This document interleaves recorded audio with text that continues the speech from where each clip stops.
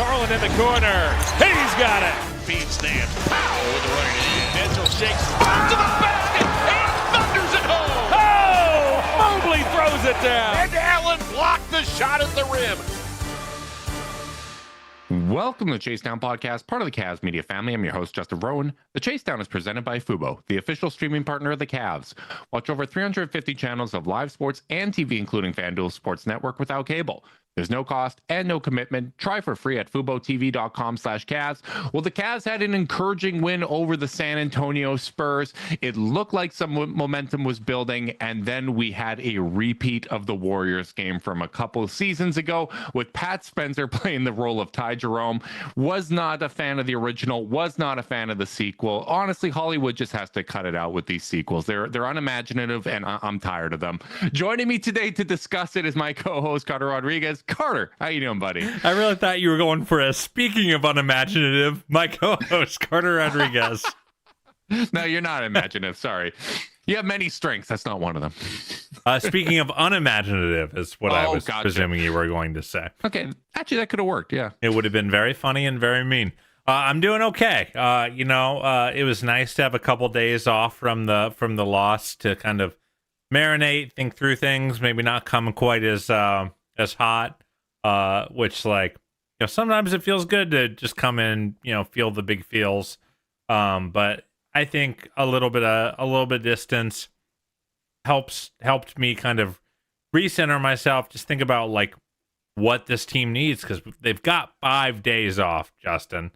Yeah, that's a lot of days off in an NBA season, and it's time for them to get healthy. It's time for them to maybe reset their brains.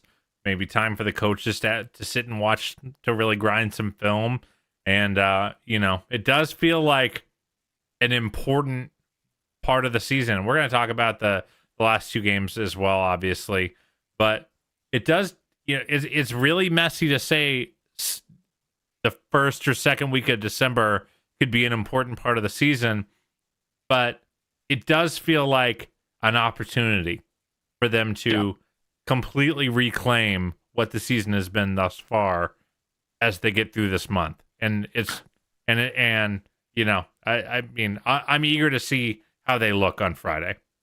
Yeah, I felt the game against the Warriors was one of the more important games of the season to this point coming in. I really felt coming off that game against the Spurs where the energy in that game, obviously the first half could have been better, but I thought by the end of it, they were playing with the necessary kind of energy and spirit that they needed to play with. So whether they were able to sustain that for another game against a shorthanded team, we've seen them in the past, right? Like even the best versions of this team have come up short in some of those games where teams are missing multiple key players. They have trouble getting up for the games. I thought, okay, this is a perfect example to see if they can bury some of those bad habits. And the answer was unfortunately not. And the shot making obviously was an issue. We know that they need to shoot better. We know that in all likelihood, they're probably going to shoot better. But what got to me was the effort coming out of the locker room at halftime. Because I thought that the first half, they actually played with the type of defensive intensity that was necessary. I thought the energy level was where it needed to go. I think they got the energy level back up to where it needed to go in the fourth quarter. But that lull in the third was essentially what dug them in enough of a hole that they couldn't come back. And that was immensely frustrating because you would think coming out of that first half where they couldn't get anything to go, just say, you'd think that they'd be sitting there thinking, all right, we just have to trust the process here. You know, we're playing with the right amount of energy on the defensive end. Some of these shots are going to fall. It's not like our shot profile is the way it's been in some of these early season games where we're just jacking up threes. We're not getting into the paint. We're not creating second chance opportunities. They killed the Warriors on the board, like just an insane number of offensive rebounds. They took a ton of shots in the paint and they couldn't get anything to go down. The offense I can live with. The lack of effort on the defensive end in the third quarter and just the lack of energy in the third quarter coming out of halftime, that's what really got to me. And that's what stood out as noteworthy more than anything else in that game. Yeah, it was a really disappointing thing because to your point, like the process and the shot diet does appear to be changing over these last couple of days. They lived in the paint against San Antonio. They lived in the paint against the Warriors. They attacked the glass against the Warriors. I saw some people as they were getting ready to lose that game, saying, stop the threes. Like, guys, 42 threes just isn't that much in the modern NBA. That's not a crazy volume of threes in the modern NBA. And Kenny kind of talked about in the post game, like, guys, like our paint attempts weren't going in either. Like, so even though there were a few that I wasn't happy about, that I might have asked them to take it in or maybe try to work for a better shot. Like, even when they were getting in, they weren't going. So, but like, yeah, it just, again, to your point, the controllable stuff is the energy and the focus and the attention to detail. Being on balance on your closeouts, communicating on defense, and not letting a guy like Pat Spencer, who, by the way, I found out was like a lacrosse legend. Crazy story. Looks like a lacrosse legend. You don't want to let him. It's been a theme this season, right? Yeah. Like the two-way guys and end-of-bench guys for the Cavs have been the ones bringing the energy. It is fitting that a two-way player for the Warriors who is playing for a contract, who after hitting a shot turned to Steve Kerr and gave him the money hands, like, pay me. It's no shock that those types of guys are playing with more desperation, right? And it wasn't like it was Jonathan Kuminga, who you would think would be the Warriors' best available player. He went 1 of 10. He was absolutely awful in this game. They just got outworked in those minutes. And, I was encouraged to see the post-game interview with Donovan and Darius and to see both of them so dejected. Because, early in the season, Donovan's refrain was kind of, it's good to go through this earlier in the season. I honestly prefer this. Like, we have to overcome some of these hurdles. Like, I understand that. That's a positive spin. I got the mindset there. But at a certain point, like when we're looking to see what is the spark that ignites this, just being sick of this, like that can be it, right? Like it can be, hey, I'm just sick of us playing mediocre. We are better than this. We are going to hold ourselves to a higher standard. I know the regular season isn't our goal, but this isn't us and we need to be better. That being the sentiment coming out or coming into kind of this extended period of time where they have an opportunity to reset, they have an opportunity to practice, and are now going into a more normal part of the schedule where it's not condensed to make up for this weird in-season tournament week. I think that if there ever was going to be a catalyst, this is potentially one of those catalysts.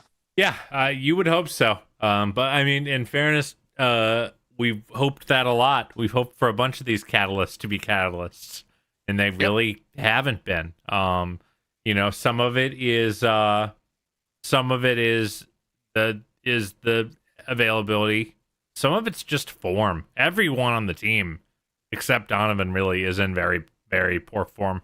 And even Donovan is starting to slip in some of these games where you're getting those poor shooting performances, or, the game against the Warriors didn't really start getting going until the fourth quarter. Like, you're just not seeing the same consistency that you saw earlier in the year. And I think that makes sense because it's not like he's getting a lot of help. No. And Michael Young tweeted this. I knew that the 3-point percentages had dipped, and you'd kind of talked a little bit about like how, especially in the early season, a bad week really can change where your numbers are at.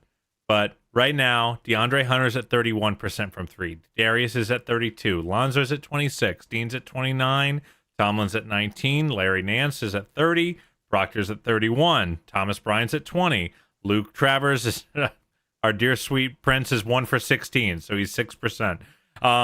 And like that's a healthy chunk of your roster, and the folks that you would expect to counterbalance that are Donovan Mitchell, who's doing his part, Sam Merrill, who hasn't played in like 2 weeks, Max Strus, who hasn't played this season, and Evans, the only other one who's actually kind of doing okay from three. So like, I don't care what your process is. If these are what you're shooting, you're not going to have a very good offense.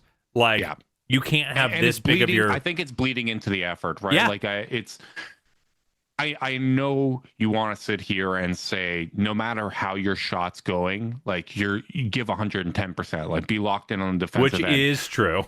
Should. Which is true. Right. You absolutely should.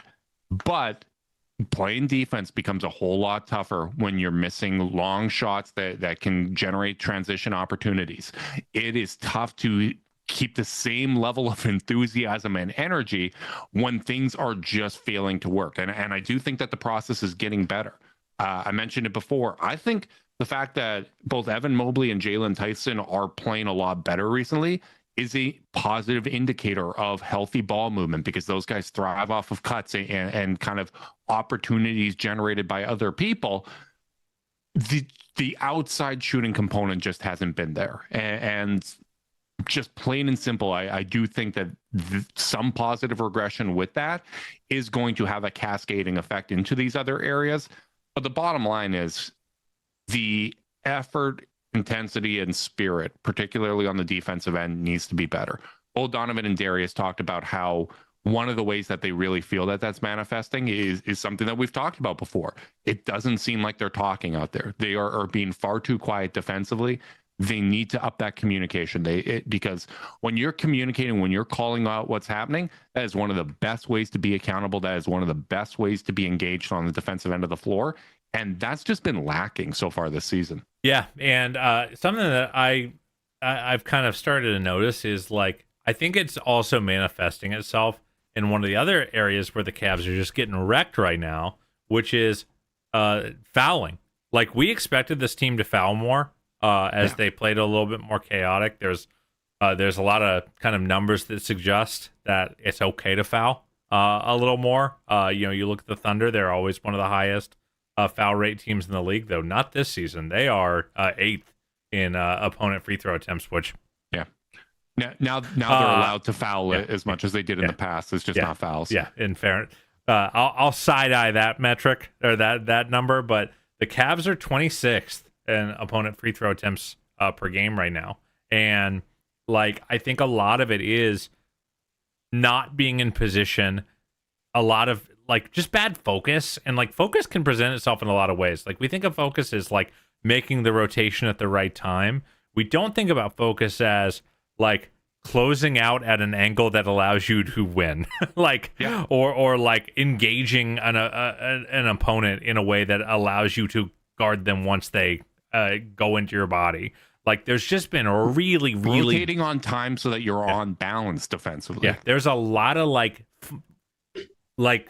I think when me or you were talking about playing more physically on defense, playing more chaotically, even being okay with risking some fouls. We're fine with fouls that are a result of physicality and beating someone to the spot and hitting them as they cut through. Not, oh crap, I'm 3 steps behind, I just got to grab the guy. And that's what a lot of the fouls are right now. And like, someone like Pat Spencer in that game for the Warriors, like he was turning the corner, and just not by being exceptionally crafty, but by the Cavs just not being in good guarding position at the beginning of a lot of his possessions. And until that stuff gets cleaned up, this is the way it's going to feel a lot on the defensive end. Yeah, I completely agree. And a lot of that is manifesting in the tracking data. Like it's quantifiable now that that's available thanks to Basketball Index, which is the only way that I can really access anything close to synergy stats, because they use those synergy stats. But, the fouls as a part of experimentation, it just reminds me of kind of like a theme this entire season, right? Like we were okay with struggles if it was in the service of developing stuff that is going to be helpful in the future.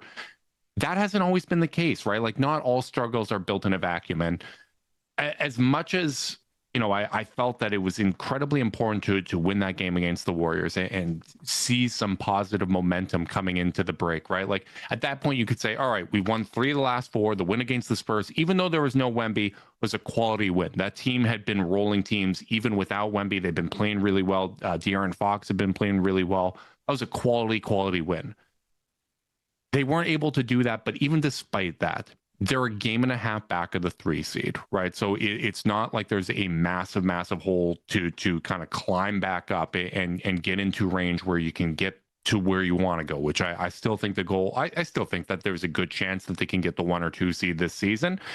But a great stat from our buddies over at Real Cavs Fans was finalists of note from the last 5 years. So it's not like we're going back in the history books. How did they start through 25 games where the Cavs are 14-11? The Pacers were 10-15. The Mavs in 24 were 16-9. The 23 Heat were 11-14. The 23 Nuggets were 15-10. The Celtics were 13-12. And then in 2021, both the Suns and Bucks, who both made the finals, were 16-9. Like, that's not a big difference. But like I think what that shows more than anything is that it's a really long season. Yep. I said this to you privately, but if you put a gun to my head, I would bet that the Cavs are going to figure it out at some point this season and have a winning streak. I think they are going to regress and show some of these bad habits that we've seen already. I think they will rebound from that and have another winning streak. And then we'll need to see what version of this team shows up in the playoffs. I still think the peak too soon stuff from last season was nonsense. This was a Cavs team that was not playing their starters a ton of minutes. It's not like they were playing very hard when they played, but there was still another gear to get to. I don't think there is a merit to starting off the season poorly. I don't think you are 14-11 by design, but I do think that this shows how long these seasons can be. And, we've talked about it in the past, man. Like sometimes these seasons can feel like 5 separate seasons all baked into one. And we got 5 months here before the playoffs even begin. Yeah. Our boy Mayar in the chat just mentioned, didn't peak too soon. Darius's toe peaked too soon. There's maybe something to that. So, I mean, to your point and to Real Cavs fans' point, like, yeah, this is not a death knell. But like what I'll say is, if you look at what kind of binds all those teams together that made those runs, especially the ones who started in a pretty mediocre fashion, which really most of those teams, to be honest. I mean, 16-9 is really the only good record in there. is that they were all teams that were resilient as hell. The ones that were banged up got healthy. And they all had like a real identity that they could lean on to push themselves over the edge. And like, I think that's been one of the disappointments of the season so far, is it feels like they haven't really played too much of an identity. They've just kind of existed out there for big stretches of games. And like, if we want to see this team become the contender that we all thought we were getting at the start of the year, like, that kind of feels like step one, is like kind of rediscovery of who you are. And like, that's kind of what I'm hoping for this break, is like, sure, there's rest. Sure, there's getting healthy. And like, I mean, you heard me read off the numbers. You can't tell me Sam Merrill isn't going to materially help this team when he's back. Though, man, apparently that hand injury was just awful. I feel really bad for him. Especially, it might take some time. We've seen how, you know, injuries to his shooting hand have led to the shots not necessarily falling. Yeah. Though, I mean, missing a guy who had been probably your third or fourth best player on the season, isn't nothing. And ultimately, he should be very additive. But this team has to find themselves at the end of the day. And part of that's getting healthy. Like, you cannot. I can't reiterate enough how not right Darius has looked so far, even spiritually, as much as on the floor. Like, you know, that fourth quarter against the Warriors, when, you know, Gary Payton's hounding Donovan and we're just not really trying to run anything for Darius, kind of shows you where the confidence is. Or the play that it got swung to him in the corner and he was pretty much wide open and he swung to Donovan, who then had to take a semi-contested three. Like, there's a lot of spiritual stuff here that needs to get solved for, on top of the physical, I think, you know. But like, this is kind of the opportunity for them to start turning it around. Yeah, you know, it doesn't really matter what the catalyst is, right? Like, it's whether it's just frustration, whether it's, you know, just pride, whatever the case may be. They just need something to kind of bind them together and to get them going in the right direction. And if your team's looking for something similar, Zoom Workplace is probably pretty helpful for you, because teams move fastest when everyone's in sync. Zoom Workplace keeps meetings, chats, documents, and more together, so your work flows like a perfect play. Keep work moving and zoom ahead with Zoom Workplace. Can we talk about something fun for a second? Sure. Jalen Tyson's playing really well. Dog, he's playing out of his mind. Like, that game against the Spurs was legitimately impressive. Like, I know I said he typically thrives off of healthy offensive ecosystem, cuts, opportunities that are generated for him. There was some self-creation juice that was really exciting in that game. And I actually went back and I listened to our pre-draft podcast where we were getting the breakdown from our buddy Maxwell Baumbach about the you know, who would be a great fit for the Cavs, and he nailed it. He absolutely nailed it. So, you know, a little pat on our back for guest booking there. But he was talking about, you know, the self-creation juice. He believes in the catch and shoot ability that he brings an edge. He singled him out as like the kind of ideal fit for the Cavs, and really believed in their ability to develop him. And honestly, like, if he's playing this well, there's probably a legitimate case for him to remain the starter, because DeAndre Hunter is not playing well right now. And Max Strus, yes, that lineup's been fantastic. Yes, I really enjoy the irony of people that have sat there and just complained and complained. No matter how well that lineup played, Max is just too short. And then you got Jalen Tyson, who's basically the same height, and they're all on board with him. I enjoy that irony, but I'm not someone that's cared about that in the past. I think he plays bigger than his size. And I think Max is going to take some time. I think Max's return to the lineup is going to look like DG's, where there might be some setbacks. There's going to be an extended period of time of trying to get in shape and gain confidence. So if Jalen Tyson keeps playing like this, there's probably a case for him to remain with the starters. Yeah, in the month of December, he's averaging 19 points on 65% from the field, 50% from three, just under 9 rebounds, just under 3 assists, only 1.3 turnovers, so more than a 2-to-1 assist to turnover ratio on not crazy playmaking, but a decent amount. He's averaging he's had a couple blocks, had a steal. Like, he is really, really giving them unbelievable performance. It's not just from three. It's been phenomenal.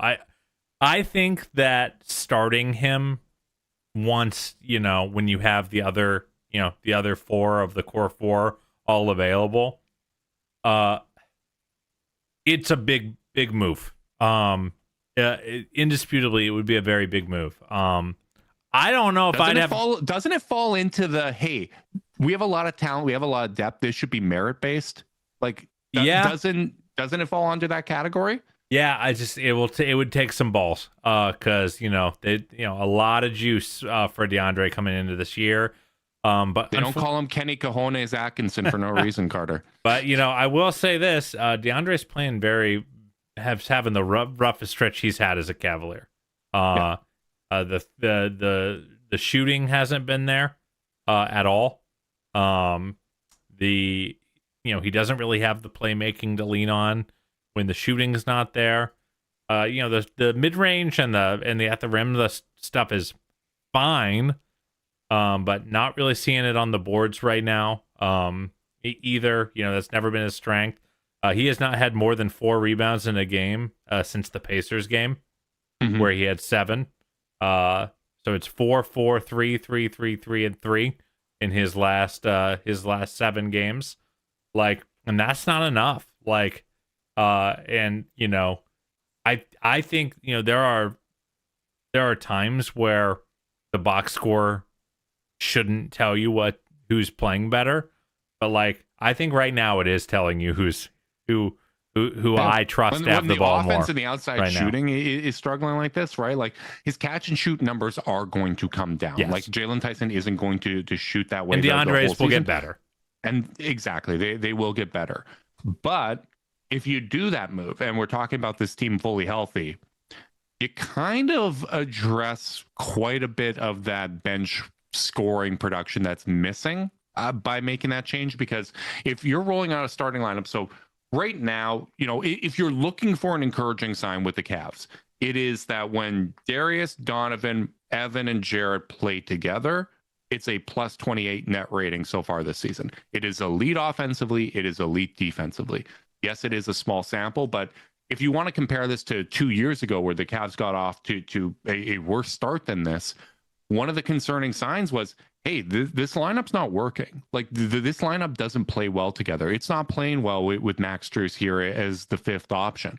That was a concerning sign. At least you have that to fall back on, as well as the muscle memory from last season that this team is capable of playing better as currently constructed.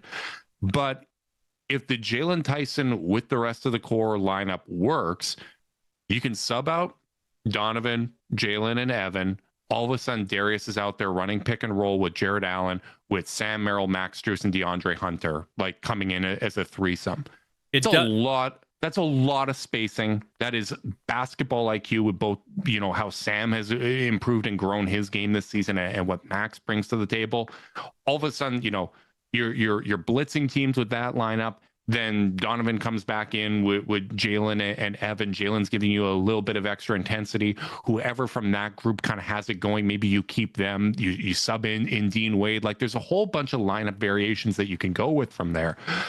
I'm not saying it's what they have to do, but if we're doing this merit-based thing, if Jalen Tyson keeps playing like this and DeAndre Hunter keeps struggling, I do think that there is a case for it. And the fact that it's even a discussion where, if he sustains and DeAndre gets back to current form and Max gets back to himself, the fact that you're all of a sudden in a space where you have 3 wings that you feel good about, that give you some optionality, that give you a lever to pull when one doesn't have it going, that's something that this Cavs team has never had. So if you're looking at kind of stuff on the periphery beyond, hey, the top guys need to play like the top guys, there is an avenue and there is a sample size here that gives you an encouraging sign that, hey, this is something that we didn't have in the past that could be a real benefit to us. I honestly, I'm kind of surprised you're the one that brought this up. Normally, because it's one of those things, like, we're not, me and you are not starting lineup tweakers, You know, No. I feel like anecdotally when like a role player has a few good games in a row, I just always see social media being like, they've got to start. They've got to take X, Y, and This Z means spot we in the need to rotation. trade someone for spare parts Yeah. to start this guy. Yeah. And like I feel like me and you generally are like on team like, well, okay, it's nice that he's having a nice couple games. But like I think like going back to like addressing kind of the spirit of the team, Jalen's he's obviously got the advantage of being a new shiny thing for us to be excited about. Mhm. And 15 points from Jalen Tyson feels cooler than 15 points from anyone else on the roster. Yeah. Because we're excited about him and interested. Sometimes it can be the Hell's Kitchen meme, like, oh dear, you're so precious, versus how we treat the guys that have been around. Yeah. So like, I want to like guard against that, but like, I don't think it's just that. I think there is a spirit that Jalen's playing with that like is actually worth considering. Like saying like, hey, you're playing hard and you're giving us what we need. You know, and well, why did we like, when we were looking at guys that the Cavs could trade for and add, why did we like the Josh Hart types? Why did we like Keldon Johnson, even though they weren't bigger? They played with an intensity. They created second chance opportunities. They played larger than their size. That's an archetype that we've had interest in for years here. Yeah, because we haven't really had a lot of that. I mean, that's just not been who this team has had and who they've been. So it's interesting, and it's funny. Like these are not the same class as like from a pedigree perspective, but I was thinking about a guy that was getting some of these calls, maybe not to start, but to be a permanent rotation member in a different era of this team. I'm thinking about Lamar Stevens, a guy who played with a certain spirit, a certain energy. But me and you were like, yeah, that's nice for 2 or 3 minutes when coach needs to send a message. I think the difference is with also, someone those like lineups sucked. Yeah.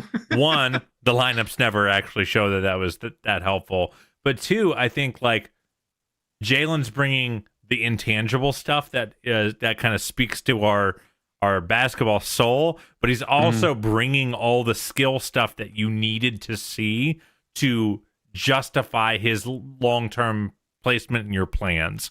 Like he's showing you that he's worked on the catch and shoot. He's showing you that he's working on his finishing, especially in transition, where he's been so much better over the last 10, 12 games. He's showing you the secondary playmaking. He's showing you a little bit better on-ball defense. I know you've got a lot of great numbers for defense that you want to talk about in this episode, but it's the marriage of both things where it's like, I don't want to see this guy off the floor right now. Yeah. And, in the past, part of why I didn't want to do starting lineup tweaks and things like that was the starting lineup absolutely rocked, right? Like it was so good with Max Strus that even though after the trade of DeAndre Hunter, I was saying I'd be interested to see him potentially start, or at least let's close with this lineup. Let's get enough reps of this so we can see what it looks like. And, in all fairness, when you look at Garland, Mitchell, Hunter, Mobley, Allen, it is a plus 18 net rating. It's not like that lineup has been bad. But I do think that it's important that Jalen Tyson is pushing and making a case to be the starter, because you need that push. You need to have that accountability when it comes to DeAndre Hunter. And a lot of that sample has come prior to this slump that he's in, right? Like I think the last 3-4 games here for Hunter have been his worst with the Cavs. He can absolutely turn it around, and I can see him, retaining that starting spot.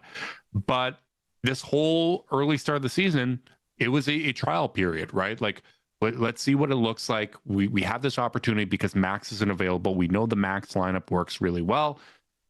Guys rising to the occasion when you have these opportunities, I think it's important to reward that. I think it's meaningful, whether that's, hey, Jalen, you're going to, take this starting spot, or even you've played so well with the starters, you're in that mix like a Max Strus and DeAndre Hunter, where you're functionally going to be playing the same amount of minutes no matter where you're coming from. Because I think DeAndre, Max, and Tyson, if he keeps this up, I think they're all going to be in that 26 to 28 minute range, which is, when it comes to the minute loads for this team, that is basically starters minutes. Yeah. Man, I just did not expect you to convince me, but I think I'm kind of convinced. I do think there's just something so valuable also about like letting Max and like that sub pattern just felt so nice. The idea that was an important part of the sell job. A Darius, Sam, Max, DeAndre, Jarrett second unit feels like it's got all the juice you need to succeed.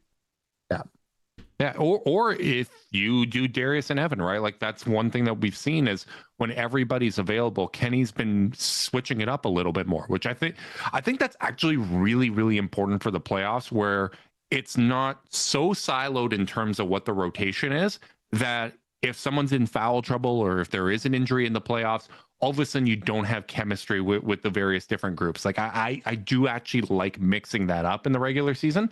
But even if you do, if that's, Darius and Evan out there with Sam, Max, and DeAndre, it's not like that lineup isn't going to rip, right? Like that's really, really fun combinations that you can do a whole bunch with. And I do think one of the biggest things, going in Jalen Tyson's favor is, even though the off-ball defense still has a ways to go, he's shown real quantifiable growth as an on-ball defender. Last year, when you looked at that tracking data, the perimeter isolation defense, he was in the second percentile. Like that's almost unfathomably bad. Like he was good with screen navigation and all that, but in isolation, it was awful. This year, he's moved up to the 82nd percentile. That's a massive growth. And, from the screen defense, he went from a 90th percentile defender in those situations, which, honestly, ball screen situations are going to be more frequent. That's what you're going to see as a defender more frequently than perimeter isolation defense. He went from a 90th percentile to a 91st percentile. So on a season where almost everybody across the board has had defensive regression, Jalen Tyson is one of the few that's actually taken a quantifiable, significant step in the right direction. Yeah, he's been awesome. Do you want to talk about some of those defensive numbers? Because I thought there were some great pulls in the rundown, and I don't want to steal your thunder, brother. Well, what I find really, really interesting is when you look across the board, and I didn't include the bigs in the sample. When you look across the board, the screen and the ball, the ball screen defense has been really steady. Like across the board, almost everybody is playing about the same in those situations. Dean has dropped off a little bit. He's still 83rd percentile, but last year he was 95th. Lonzo was only 51st percentile in that. He's jumped up to 91st when it comes to the screen defense. Sam has fallen off quite a bit, 93rd to 73rd. Small sample there, and he's kind of made up for that in the perimeter isolation defense. But Craig's been pretty good in that spot. Tyrese Proctor is actually 96th percentile, so he's really strong there. Darius is stronger in that regard, 96th percentile versus 80th.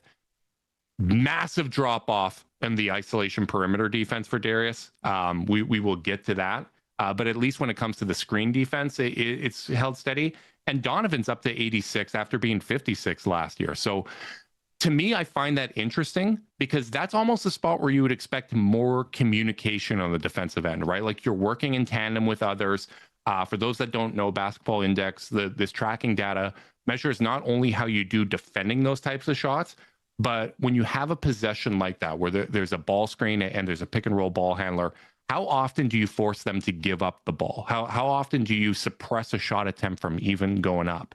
So I found it really, really interesting that the ball screen defense remains steady, while the perimeter isolation defense, which I can get to in a second, really, really fell off. But your reaction to that first sample, so I can have an opportunity to catch my breath. It generally tracks. I think that for the most part, you're seeing them do a little bit more. They're just doing more with the screen. They're not just doing the soft switch handoff. I will say I'm a little surprised. But like overall, I think like if you were to say what's their problem defensively, isolation defense or how they're navigating ball screens, I would absolutely say their base just guard your man defense. And as you're probably about to explain, it's a problem right now. Yeah, and I think where it's most prevalent is when they're not properly set up, right? When it's a transition opportunity where they stopped it from being a transition opportunity, but they just never get set on that possession, right? And that's where, the opposition is able to attack these guys individually without needing a ball screen, right? Like we've seen those types of opportunities happen. And, I talked about Darius. That drop off's been substantial. Like he was 86th percentile last year. He's down to the 12th percentile this year. And he hasn't been below a 73rd percentile perimeter defender since 2020, 2021 season. Like he's been the last 4 seasons, even, the messed up jaw year, he was still in the mid 80s, right? Like he's held steady, at least in that regard. This is a sizable drop off. Can I tell you, in a way, it is validating, because me and you are both the members of the Darius Garland Defense Fund, and we generally love him. We generally believe in his defense, and that we're both making the case like it's the numbers are showing it's okay for them to switch him on to Jason Tatum last year and all this stuff, and it doesn't feel okay this year. It feels a lot worse than last year, and like that is where those that don't believe in Darius the way we believe in him generally, like that's where it makes me a little crazy. Like, see, his defense is killing them. And I'm like, yeah, it is right now. It hasn't been historically, and that is a major difference. And like my eyes are showing me a major difference in how he's guarding on the ball. Yeah, and it's interesting too because this data is also weighted by matchup difficulty, right? Like what caliber of guys are you defending? How often are teams hiding you, right? Like, and one of my favorite things about this data set is that it always lines up with the eye test. It's not like, when ESPN put out RPM and they're like, well, actually Jay Crowder's a top 4 player in the NBA. Like sometimes you like the results that it spits out is so far how valuable this actually is.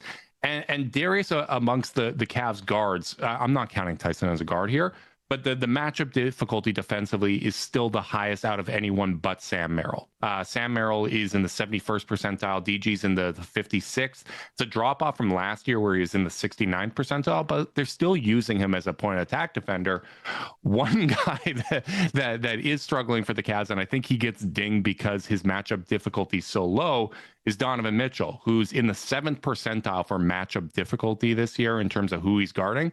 And he's in the 9th percentile for that perimeter isolation defense. So even worse than Darius, to this point.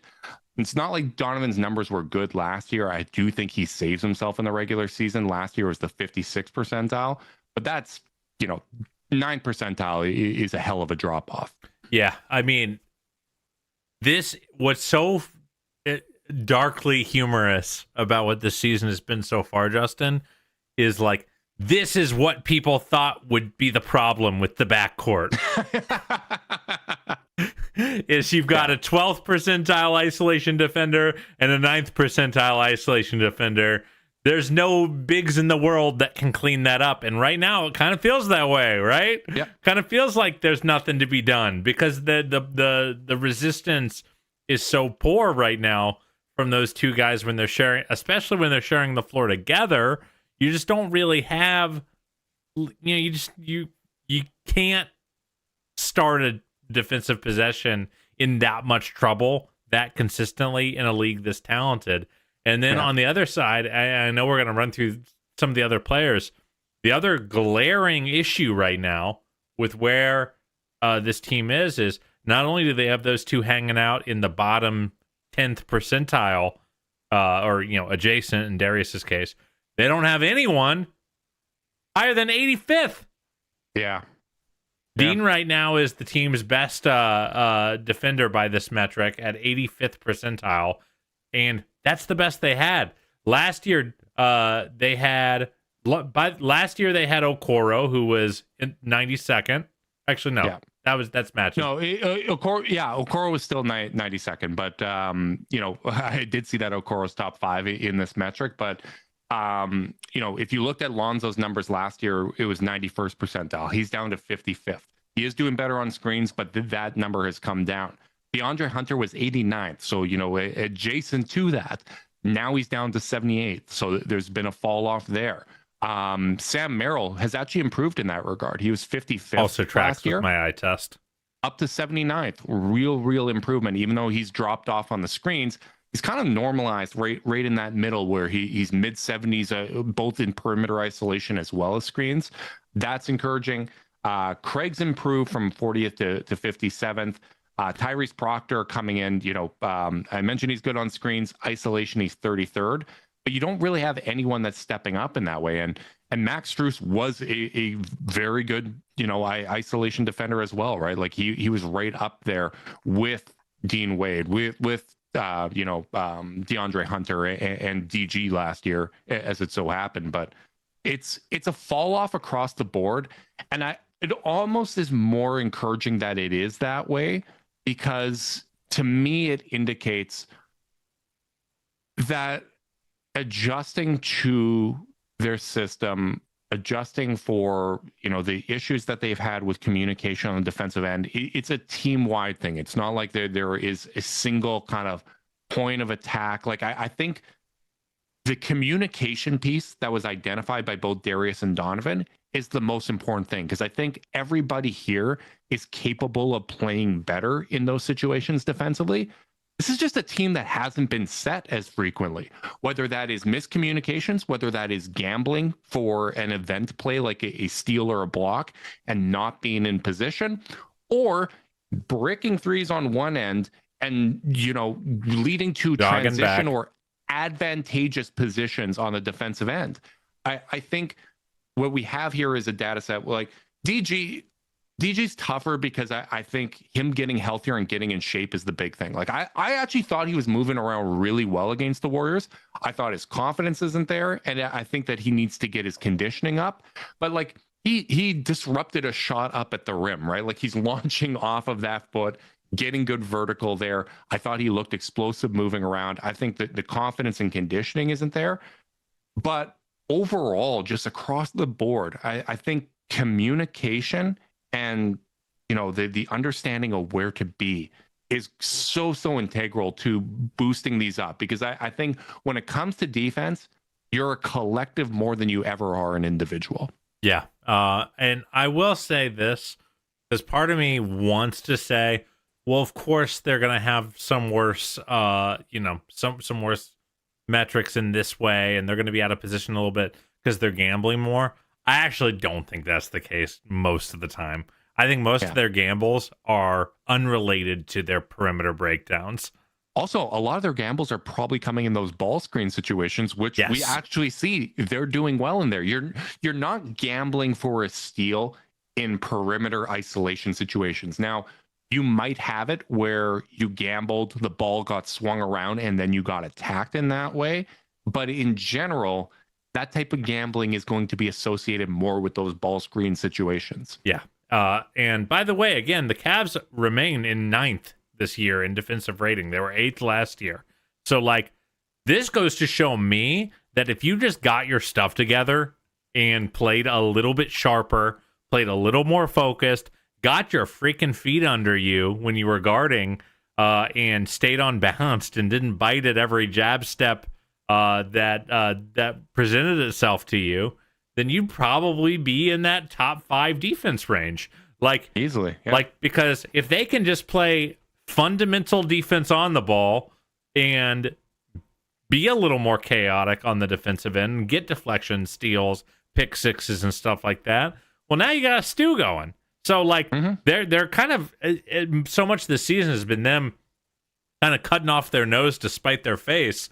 And this is just another example where guys, just across the board, be a 70th percentile defensive team that we know you can be, and you probably have 2 or 3 more wins to your name than you do right now. And all this, and then we'd be looking at a 17-8 Cavs team instead of a 14-11 Cavs team.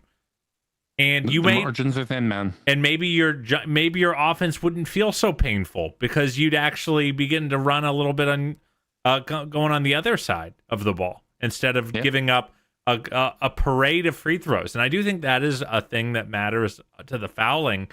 It's just so hard because if you're giving up that many more trips to the line, what you're doing is you're signing yourself up to go up against a set defense on more and more and more possessions. So there's just a lot of as much as I want to point to some of these schematic changes and some of these health issues they've had, et cetera, so many of these problems are solved by consistently playing hard and focused, and they just haven't figured out how to do it yet this year.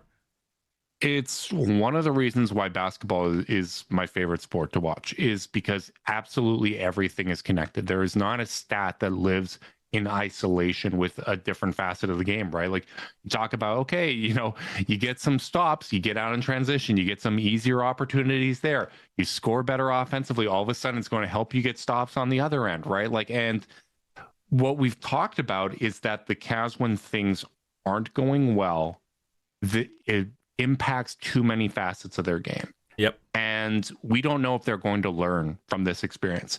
It might just be, hey, their shots start falling, Darius gets healthier, Jarrett returns to the lineup, Max and Sam return to the lineup, and the offense starts rolling, the defense feels a whole lot better, and this team ends up getting a 1 or 2 seed in the Eastern Conference, and they didn't learn from this experience.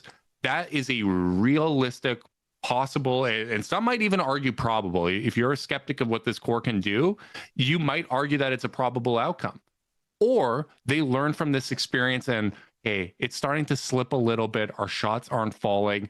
And you just kind of get that flashback to November Cavaliers basketball where we're like, man, I was slumping my shoulders here.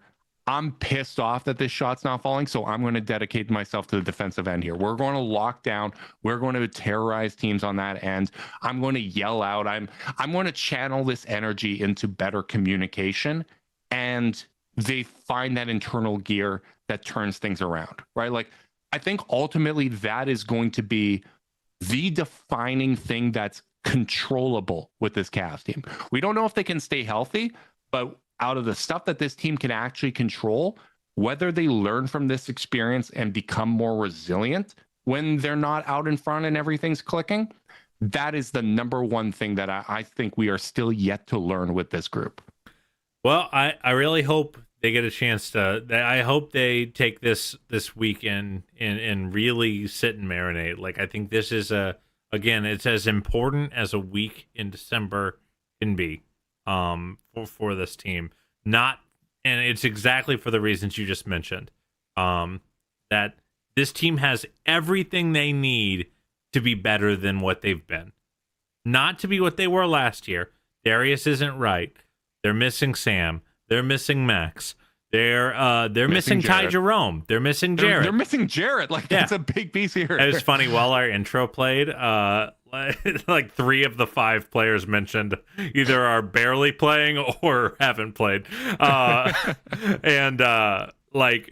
just think, I understand why we're not at a 64 win pace right now. I do. I'm not like some pie in the sky guy. There are a lot of clear and obvious reasons for why it hasn't been as good. It still should be better than this. And I think they know that deep down. And now it's time to go put those lessons into place, soul search through and fix it, because if they're playing at a just above 500 pace, as we get into the new year, as we get towards the All-Star break, it will be time to start wondering if this is a team that, because this is one of the most unfair parts about being a contender is you don't get to have a whole season that doesn't go well. You just don't. That things start changing very, very fast in a way that your patience, every successive year you keep a team together, the patience constricts, and it should. At the end of the day, especially as the investment from the team goes up, that you have to get results. It is incumbent upon you as a team, as a front office, as a roster to get results, because that's what we're trying to do here. Like at the end of the day. Yeah, and what we've seen from this group is that if they're not playing that way, they can lose to just about anybody. They can lose to the shorthanded Warriors, right? Like, I know that they have a couple easy games coming out of the break. That hasn't meant anything yet, right? Like, it's about what Cavs team shows up. Yeah, I was texting a buddy who's not a Cavs fan. He's like, "Oh, well, you got a couple get right games against the Hornets." I'm like, and the Wizards. I'm like, Wizards and Hornets are more talented than the Golden State team they just lost to. Yep. Like that. If those two teams played 100 times, the Wizards would win more games. Like the Hornets would win more games, and like, so you're 100% right. This is about them.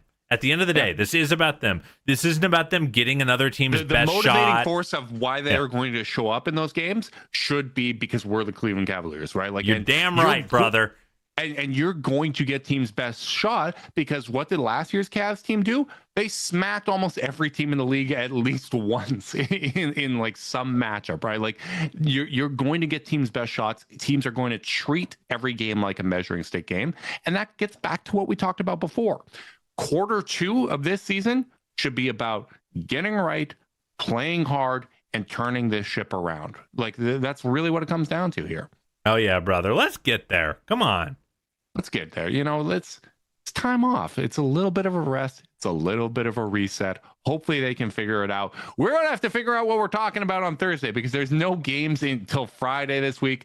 I'm pretty confident we're going to figure some stuff out. We are both yappers at Hard Carter. We're going to figure it out. But big thanks to everyone that tuned in live on YouTube. We appreciate you guys. Make sure you like and subscribe. Click that notification bell so you know when we're going live. If you're listening via podcast and you want to support us, leave us a rating, leave a review, subscribe, unsubscribe, resubscribe, and help cook those books. If you want to be part of Chase Down's exclusive Discord chat, send a screenshot of their view to chasedownpod@gmail.com. However you choose to support us, we really do appreciate it. Make sure you guys are staying safe out there. Until next time, go Cavs.